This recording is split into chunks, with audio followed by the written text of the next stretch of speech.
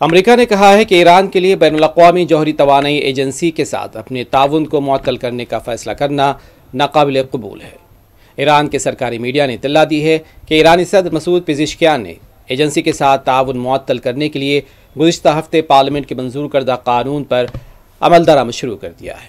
امریکی محکمہ خارجہ کے ترجمان نے باقاعدہ پریس بریفنگ میں کہا، یہ ناقابل قبول ہے اور تہران کو بغیر کسی تاخیر کے ایجنسی کے ساتھ مکمل تعاون کرنا چاہیے۔ اقوام متحدہ کے ترجمان کا کہنا تھا کہ ایران کی جانب سے AIEA کے ساتھ تعاون کی معطلی یقینی طور پر تشویشناک ہے۔ ان کا کہنا تھا کہ ہم نے سرکاری فیصلہ دیکھا ہے جو یقیناً تشویشناک ہے۔ سیکریٹری جنرل ایران سے AIE کے ساتھ تعاون کرنے پر زور دیتے رہے ہیں۔ انہوں نے یہ تبصرہ صدر مسعود پزشکیان کی جانب سے اقوام متحدہ کی ایجنسی کے ساتھ تعاون کو معطل کرنے کے لیے پارلیمنٹ سے منظور کیے گئے بل کی منظوری کے چند گھنٹے کے بعد سامنے آیا ہے۔